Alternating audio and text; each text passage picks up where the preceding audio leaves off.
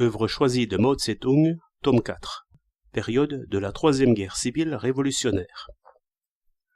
Forces révolutionnaires du monde entier, unissez-vous, combattez l'agression impérialiste. Novembre 1948. En ce moment où la classe ouvrière consciente et les vrais révolutionnaires du monde entier célèbrent dans l'allégresse le 31e anniversaire de la grande révolution socialiste d'octobre de l'Union soviétique, l'article bien connu qu'a écrit Staline en 1918 à l'occasion du premier anniversaire de la révolution d'octobre me revient à la mémoire. Staline y disait « L'immense portée mondiale de la révolution d'octobre consiste surtout en ceci qu'elle a 1. Élargi le cadre de la question nationale, l'a transformée d'une question particulière posée par la lutte contre l'oppression nationale en Europe en une question générale relative à l'affranchissement des peuples opprimés, des colonies et semi-colonies du joug de l'impérialisme. 2. Ouvert de larges possibilités et des voies efficaces pour cet affranchissement, en facilitant ainsi, dans une mesure considérable, la libération des peuples opprimés d'Occident et d'Orient, en les entraînant dans la voie commune d'une lutte victorieuse contre l'impérialisme. 3. Jeter par là même un pont entre l'Occident socialiste et l'Orient asservi, en créant contre l'impérialisme mondial un nouveau front de révolution, qui s'étend des prolétaires d'Occident aux peuples opprimés de l'Orient, en passant par la révolution russe. L'histoire a évolué dans la direction que Staline a indiquée. La révolution d'octobre a ouvert aux peuples du monde de larges possibilités et des voies efficaces pour leur libération. Elle a créé contre l'impérialisme mondial un nouveau front de révolution qui s'étend des prolétaires d'Occident aux peuples opprimés de l'Orient, en passant par la révolution russe. Ce front de révolution a été créé et s'est développé sous la clairvoyante direction de Lénine, et, après sa mort, sous celle de Staline. Pour faire la révolution, il faut qu'il y ait un parti révolutionnaire. Sans un parti révolutionnaire, sans un parti fondé sur la théorie révolutionnaire marxiste-léniniste et le style révolutionnaire marxiste-léniniste, il est impossible de conduire la classe ouvrière et les grandes masses populaires à la victoire dans leur lutte contre l'impérialisme et ses valets. Dans la période d'un peu plus d'un siècle qui s'est écoulée depuis la naissance du marxisme, c'est seulement après que les bolcheviks russes eurent donné l'exemple en dirigeant la révolution d'octobre et l'édification socialiste, et en triomphant de l'agression fasciste, que des partis révolutionnaires de type nouveau furent fondés et se développèrent dans le monde. Depuis l'apparition de ces partis révolutionnaires, la physionomie de la révolution mondiale a changé. Le changement fut si grand que des transformations, entièrement inconcevables pour des gens de la vieille génération, surgirent, impétueuses et retentissantes. Le Parti communiste chinois est précisément un parti qui s'est fondé et développé sur le modèle du Parti communiste de l'URSS. Avec la naissance du Parti communiste chinois, la révolution chinoise prit un aspect entièrement nouveau. Tout cela n'est-il pas suffisamment clair? Le Front uni révolutionnaire mondial, avec l'Union soviétique à sa tête, a vaincu l'Allemagne, l'Italie et le Japon fasciste. C'est une conséquence de la révolution d'octobre.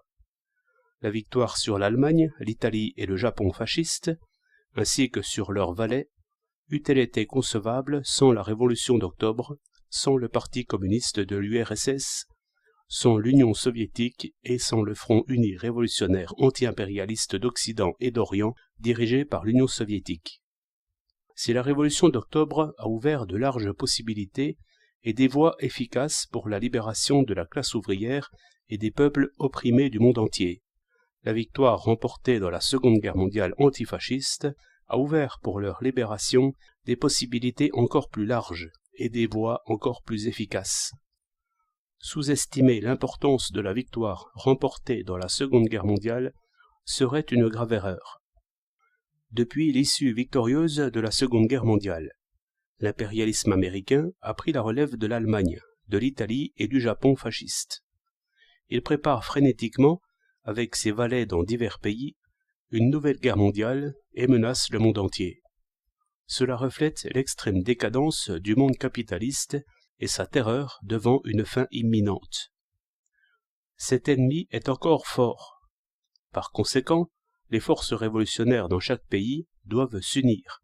Les forces révolutionnaires de tous les pays doivent s'unir et former un front uni anti-impérialiste avec l'Union soviétique à sa tête et suivre une juste politique.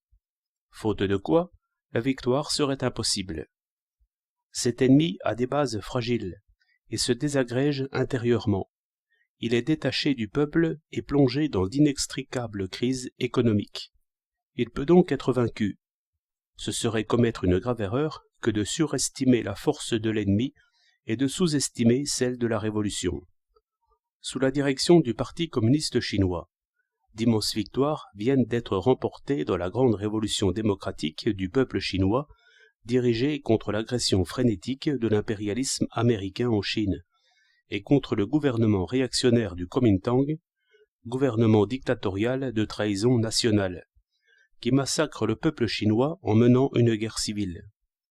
En 2 ans, de juillet 1946 à juin 1948, l'armée populaire de libération dirigée par le Parti communiste chinois a repoussé les attaques des troupes fortes de 4 300 000 hommes du gouvernement réactionnaire du Kuomintang et passé de la défensive à l'offensive. Au cours de ces 2 années de combat, sans compter les développements intervenus depuis juillet 1948, l'armée populaire de libération a tué, blessé et fait prisonnier 2 640 000 hommes des troupes du Kuomintang. La superficie des régions libérées de Chine atteint aujourd'hui 2 350 000 km², soit 24,5% de la superficie totale du pays, qui est de 9 597 000 km². Ces régions ont une population de 168 millions d'habitants, soit 35,3% de la population totale du pays, qui est de 475 millions d'habitants. Dans ces régions, les villes sont au nombre de 586, soit 29% des 2009 villes que compte le pays. Notre pays ayant fermement dirigé les paysans dans la réforme du système agraire.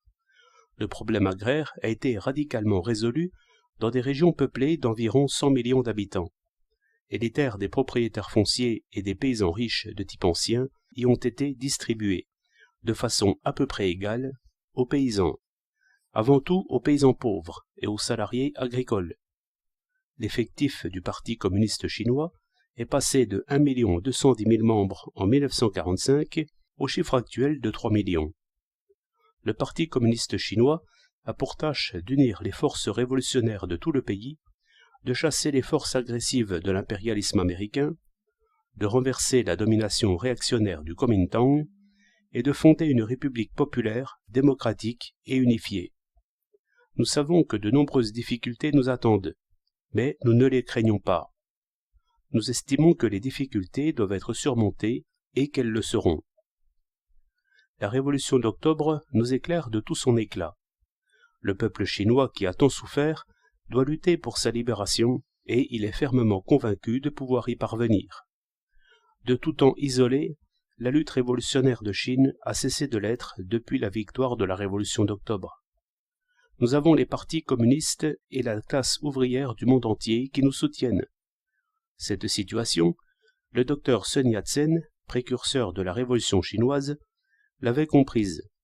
Il formula une politique d'alliance avec l'Union soviétique pour combattre l'impérialisme.